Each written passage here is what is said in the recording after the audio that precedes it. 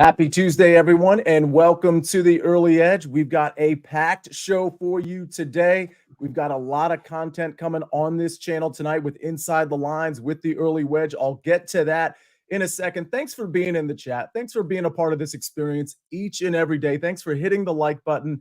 And thanks for not getting mad at me for ruining a perfect day. Let's look at the recap screen. Wow. Okay, that's a lot of green. Who's the idiot who lost one? Oh, it's going to be me. Shout out Justin Timberlake and JC Chazé. Hawks -4 did not come through. They outright lost to Mikey B's Chicago Bulls. But what a day. Listen, 5 out of 6. I don't care if I'm the one loss. If we hit 5 out of 6 every day, I am totally cool with that. We're going to try to do that type of percentage from a win standpoint on the Early Wedge tonight. It's going to be me. It's going to be Patrick McDonald. It's going to be Eric Cohen. It's 7 o'clock. It's the Genesis Invitational. This is a signature event, only 70 in the field. It's a very interesting event from a payout standpoint. The cut is weird. It's top 50 in ties and anyone within 10 strokes. We'll explain all of that to you on the Early Wedge. All the heavy hitters are there. Rory McIlroy, Scotty Scheffler, Patrick Cantlay, Xander Schauffele, some dude named Tiger Woods. They're all playing in this event, so you got to stay tuned for that. All right, stay tuned for this show, right? Stay tuned for the stars of the show. Let's bring them in right here, right now. I mentioned Mikey B. I'm mad at him because his Bulls came through. We've got Griffin Carroll here. We got Buckets. He's back. Zack Cimini is here. We got a lot going on here. And Griffin, if you don't mind, I kind of want to get right into this. Buckets, you were at a Blue Jackets game the other day, and it inspired this show to get some NHL futures out there. So we brought our man Griffin Carroll on. He's going to have some hockey picks later, but how about some Stanley Cup winner picks? How about some futures? Griffin Carroll, first of all, how you doing on this Tuesday? And second of all, anything you like here on the front end of this board? Hey, Sia. Yeah, I'm good. We were supposed to get 8 inches in Boston, and there's no snow on the ground, so I'm very happy right now. Here we go. I was worried that seasonal depression was going to come back with some more snow, so I'm all good. Yeah, the Stanley Cup odds are interesting. I actually want to discuss a bet I found on BetMGM, and I think even, Sia, you or anybody here, even if you're not intimately attached to these teams, I think you might have an opinion just if this is a good bet or not to make value-wise. So the one I'm interested in is a Canadian team to win a Stanley Cup at plus 260. It's been over 30 years since they've won. And I find it interesting because, okay, high level, only 7 of the 32 teams are Canadian. But looking a level deeper, of the 16 projected playoff teams, it's looking like 4 will be Canadian. So that's right there, 25% of the field, plus 260. It's interesting, especially when you look at these teams. We got Vancouver, best record in the NHL, picked up Elias Lindholm a couple weeks ago to strengthen their forward group. We've got Edmonton, who they've dropped 2 of their last 3, but before that had rattled off 16 straight wins, and they've got 2 of the best players in the world on their team. We've got Winnipeg Jets, who Connor Hellebuck has been arguably the best goalie in hockey. And then one team out east, which is Toronto, obviously loaded, and they got the monkey off their back last year, winning their first playoff series in 19 years. So there's 4 quality teams that are probably going to be in the playoffs. So I don't know if plus 260 is a good bet or not.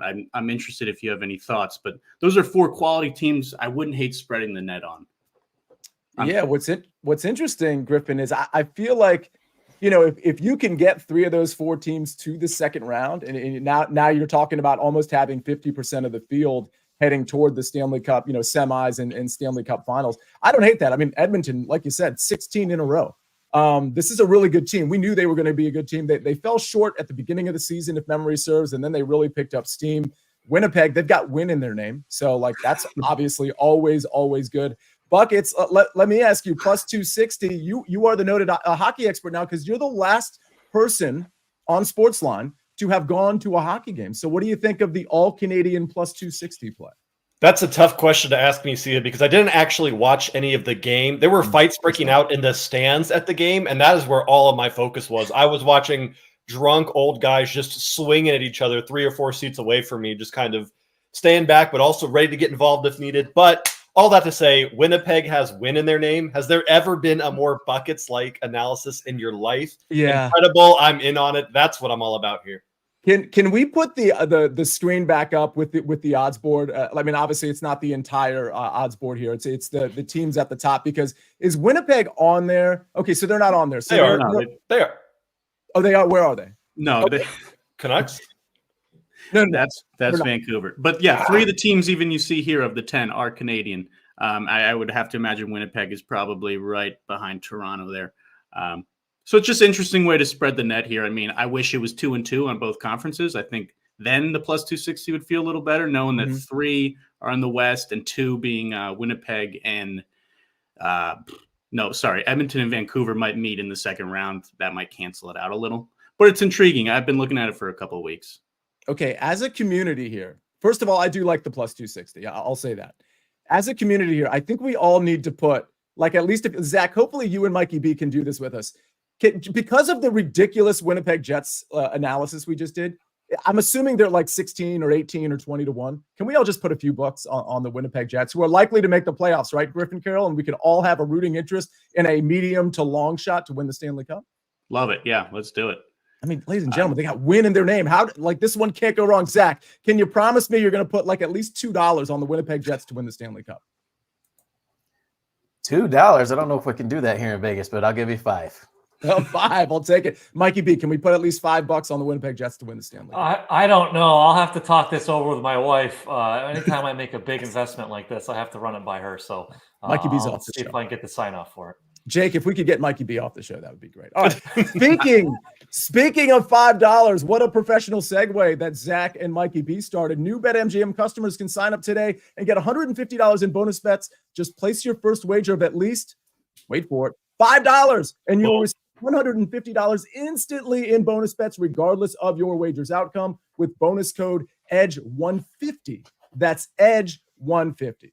All right, well, we got to get to our actual picks here. I love the hockey breakdown. I'm all about hockey futures. And one thing, Griffin, that you mentioned, I can't remember what team you were referring to. It might have been Winnipeg with the hot goalie, a goalie that can get really hot. And we know when it comes to the Stanley Cup, one of the reasons I like to take a medium to long shot entering into the Stanley Cup is if you find that hot goalie, I mean, you've got a red carpet to the Stanley Cup final. So it's just something to consider there. With hockey futures in particular. It can kind of be random once the playoffs start. So we'll start breaking down hockey more and more as we get closer to the playoffs with our very own Griffin Carroll. All right, we got to get to soccer, though. I hear, Buckets, that there's Champions League or some such that we addressed yesterday. I hear it's a pretty big deal, and I think we need to get to it. But real quick, let's hear a message from our partners.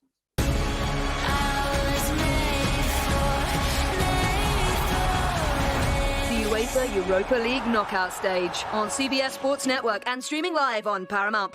You were made for this. All right, Buckets. We talked hockey already with you, a noted hockey expert. Now let's go to what you're really, really good at. By the way, in the chat, I mentioned NSYNC. I mentioned Justin Timberlake, JC Chazé. Is NSYNC the best boy band of all time? Is it yes or no in the chat on NSYNC? Is it Backstreet Boys? Is it NSYNC? I feel like it's a big controversy. Buckets, you can feel free to respond, but more importantly, I want your soccer pick. Go ahead. I'm not even going to justify that with a response because there's an obvious answer that we all know. But Sia, real quick, I do want to shout out 2 people in the chat. First of all, Chris Kish moves to 5-0 this week when he gave out Cole Palmer to score or assist for Chelsea. Not only did he score or assist, he did it twice. So good job, Chris. And then also, just kind of a random side thing. I might say this name wrong, so I apologize. Nick Castrucci said, "Good morning, Early Edge family. I am celebrating 6 years clean and sober today from all drugs and all alcohol. Let's get this money." And that's something that we just need to take a second to say, congratulations, Nick. That is an incredible feat, an incredible endeavor. That is not an easy thing to do. So keep your head up, keep going, and let's make some money on the Champions League, baby. Let's do this. I am all over this match between RB Leipzig and Real Madrid. And this is the match that I am betting on because this is the match in where I think we're going to see a ridiculous amount of goals here. RB Leipzig are in horrendous form domestically. They have won just 1 of their last 5 matches playing against Bundesliga clubs that they have no reason to lose to. Right now, Real Madrid are riddled with injuries. We are most likely not even going to see Jude Bellingham in the starting lineup for Los Blancos. But when you look at this matchup, there is no way you bet anything else other than both teams to score and over 2.5 goals at -125 as a same game parlay. If Leipzig want to get anything out of this tie, they have to score at home. They need 1 or possibly 2 goals here, because when you have to go to the Bernabeu, you are going to get your butts whooped in the second leg. So you got to produce results early. And if you're Real Madrid, who probably has the best counter-attacking offense in the entire world of football, you are going to rip this Leipzig team to pieces. This is a game that I think ends 3-2, 3-1, 4-2. I think we see a lot of goals here, but getting that BTTS and over 2.5 at plus odds is tremendous value for this matchup. Tremendous value indeed. Thomas D, though, I must say, and this is correlated to your pick, he says Backstreet Boys for him. He's wrong. Thomas D, you're wrong there, but I like that you actually commented on the boy band thing. Buckets, I love that pick, and I love that you called out Nick on his comment. I didn't see that. That is a really cool thing that Nick just shared with us, so really love that. Go ahead, Buckets. And real quick, the best boy band of all time is BTS, so that ends the conversation there. We can move on now. Both teams score. Makes sense. That makes sense. By the way, Chris Kish, 5-0. That is amazing. Chris Kish, I happen to know, is not only a good soccer capper, but a really good dude as well. So really happy that you're in here. Bradley Jacobs, of course, caps some soccer as well. He's in here. And I know a lot of you put out picks, whether it's soccer, NHL, NBA. Absolutely love that. Speaking of the National Basketball Alliance, Mikey B, you got a couple of props. Let's talk about them, because these are interesting. They're on the same squad here. I don't know if Big Cheesy is in the chat or not, but he'll probably enjoy what you have to say. You have the floor. This is the Big Cheesy portion of the show. So first, we're going to do Domantas Sabonis over 8.5 assists at -139. He has at least 10 assists in 5 of his last 7 games. He's faced the Suns twice this season. Both those games, at least 11 assists. I also don't mind putting a little sprinkle on him to record a triple-double in this game. That's +145 on BetMGM. He has 4 triple-doubles over the last 5 games, and he had both his previous 2 meetings against the Suns. He had a triple-double. But we're just going to take him here. Sabonis over 8.5 assists. And staying with the Kings, De'Aaron Fox over 23.5 points at -120. He's averaging 26.4 points per game this season, so we're getting a little bit of a discount on the line. That's probably because he struggled lately. He's got 19 points or fewer in each of his last 4 games. However, he's averaging 26.8 points per game on the road this season. He had 33 points the last time he faced the Suns in Phoenix. The Suns have allowed the 5th most points per game to opposing point guards. Great bounce back spot for him. So to complete the Big Cheesy segment, we're going to do De'Aaron Fox over 23.5 points. All right. And by the way, Mark Buckholtz in the chat. He says he's laying off NBA for a few days because he's not sure how motivated some of these players are going into the All-Star break. And listen, it's not a terrible take. Like, if you think these teams are going to be kind of like laying down a little bit, or some of these players are going to be laying down, obviously we're trying to look through that and see where the motivation lies. But hey, it's a long NBA season, just like MLB. We're 43 days away from the Major League Baseball season. By the way, Amags is in the chat. You'll see him well before that 43-day period. But there are lulls in these seasons. So if you think maybe it's not the best time to follow a capper or to make a bet yourself, then, you absolutely, Mark, use your discretion there. But speaking of the National Basketball Association, we're actually not done with the Sacramento Kings. We're going to get to them one more time right after this break.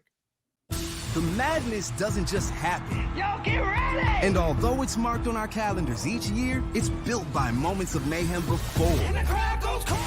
And it begins to bubble long before it bursts. Sure, madness and March may go hand in hand, but it starts right here. Big Cheesy makes an appearance and he says, wow, these picks fire, he says. And he says Kings +5. And then we have, I believe, Rick Funcannon, who says, I'm already on Kings +5. I'm tailing the Big Cheesy special as well. I have a feeling that there's somebody on this show that is also tailing the Sacramento Kings. Who could it be? Well, let me guess. Is it Zack? It sure is. I'm taking the Sacramento Kings +5, +5.5. Sia, a look at the best number that you can get here against the Phoenix Suns.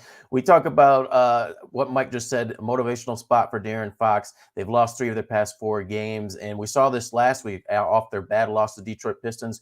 Their next game, they blew out the Denver Nuggets. I don't think there's a higher motivational spot for a team less than a month ago when they went to the Phoenix Suns. January 17th, they were up 109-87 in the fourth quarter with 8 8 minutes some change left. Somehow they blew that game, ended up losing by 2 points. When you're watching that game, you're like, is this even going to happen? It was like a college basketball type of ending. Domantas Sabonis, De'Aaron Fox, for the first 3 quarters and change, they were dominating the game, let off the gas. I think this time around they're going to be motivated to go back down to Phoenix, take care of business, play better defense, especially against Grayson Allen. Role player Grayson Allen hit 9 3-pointers. They will play better tonight. I like them to win the game. Well, let's take the points +5, +5.5.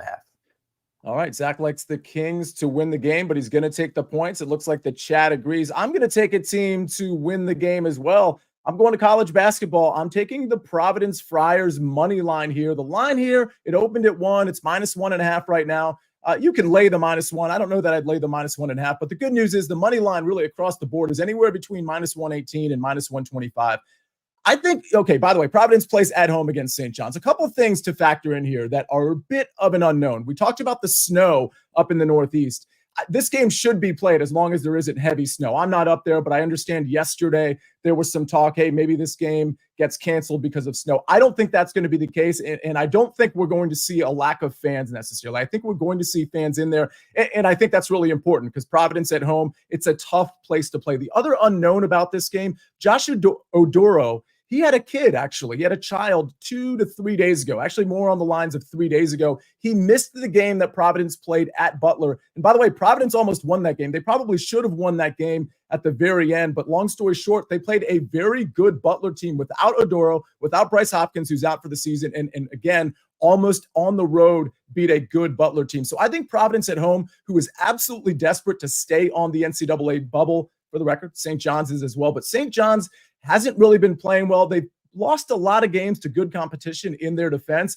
But ultimately, I think it's a bad matchup for St. John's, particularly on the road. And I expect Josh Oduro to play, by the way. I'm actually expecting him to play, even though that hasn't been confirmed.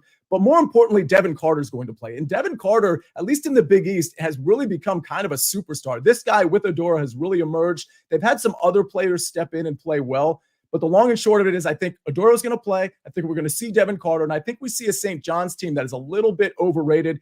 The line is a little curious because I think Providence should be favored by like 3.5, and they're not. So I do think because of things like Ken Palm, St. John's is a little higher rated than Providence in some of the rankings. I think that's what's keeping the line kind of honest here at 1.5. But I'm still taking Providence at home. I like the superstar power. I like Oduro to play, and I like the home court advantage. Providence money line -118. All right.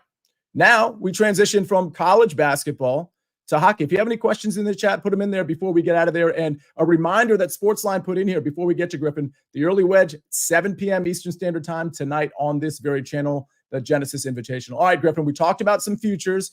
We talked about a win a peg future that we're all going to be on as a community. They're going to change the line. Like by tomorrow, the Winnipeg Jets are going to be like +800 to win the Stanley Cup because we're going to put so much money on them. If you caught the show late, we're not actually doing that. But Griffin, you got a couple props here that you want to give out. Actually, one prop and an over. So talk to us. Yep, got a couple plus money plays for tonight. First one, I'll hop in the chat if anyone's having trouble finding this, but I'm doing Brad Marchand point paired with David Pastrnak assist at +142. I think it's important to flag tonight is Marchand's 1,000th game at home being honored in Boston. And this is going to sound very anecdotal, and I guess it is, but so often in these milestone games, the player being honored, or if it's just whether it's their 100th game, 200th, they just seem to always score or get involved somehow. So I'm going right to Brad here, especially Boston was just shut out on Saturday. Offense embarrassed to shut down. I don't expect that to happen again here. They played Tampa twice this year. They've scored 7 and 4 goals. Marchand's had a point in 6 of his last 7 against Tampa. And I'm pairing him with Pasta assist because they're on the same line. And I love that Pasta did not get a point on Saturday. I mean, I don't love it because I betted on Saturday, but in the 13 games following Pasta laying a dud, he's got 22 points. So 22 points in those 13 games, a lot of 2 and 3 points. And I do expect him to try to set up Brad here for a goal on his big night. So I like the +142 there. Second play, pretty simple. Anaheim, Montreal over 6.5 at +105. This one is very much just built on the lack of defense on both ends. If you look at how these teams perform in their locations the last month and a half, we've got Anaheim allowing 3.9 goals per game. Montreal's allowing 3.8, both allowing a ton of shots. And what I really love is both teams' penalty kills have been pretty bad. And on the flip side, both sides are finding some power play goals of late. So I'm expecting multiple power play goals to help the cause here. And 3 of the last 4 meetings have gone over. So plus 105, sign me up. Griffin, there was a question from Walter Rogers. He says, where can we find the first bet? That's pretty much anywhere, right? You just combine the two for a parlay? So yeah, I can. That's on ESPN Bet at plus 142. You can also parlay it on some other books like DraftKings. That's where I found that combo. If you can't access either of those, either put Marchand Point in your pocket as a parlay piece for something else you want to bring down the juice, even maybe pair it with Boston over 2.5 goals, or just go Marchand goal, because that's certainly how I think it's going to go. I'm just trying to be a little safer with the point. Absolutely. And obviously you can make those picks anywhere if you're splitting them up like that. Buckets, go ahead. Yeah, see, I want to let you know that while Griffin was giving his great takes, I pulled open the MGM app and I put $5 on Jets at plus 1,500 to win the Stanley Cup. And I don't know what this means, but I also put 5 on Jets. It just says West at plus 700. So I took that as well in honor of Winnipeg here. And Griffin, if you could clarify, that's to win the Western Conference. What was that? Plus 500, yes. You said? Plus 700 for West and plus 1,500 for Stanley Cup. Seems safe to me.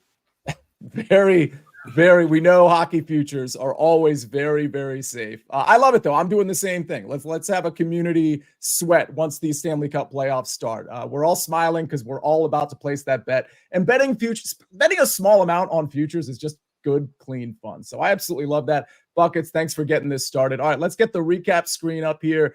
We got Buckets, Leipzig, Real Madrid, both teams to score plus over 2.5 at minus 125. I've got Providence money line at minus 118. Mikey B, Sabonis over 8.5 assists, minus 139. De'Aaron Fox over 23.5 points at minus 120.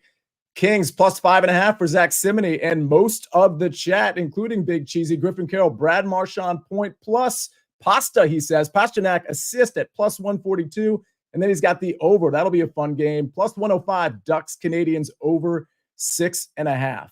Ladies and gentlemen, we had a great show. We put in a future on hockey. We had all these bets. I'm trying to come back from being the jerk who had the one loss on the Monday recap screen, or I should say the Tuesday recap screen for the Monday plays.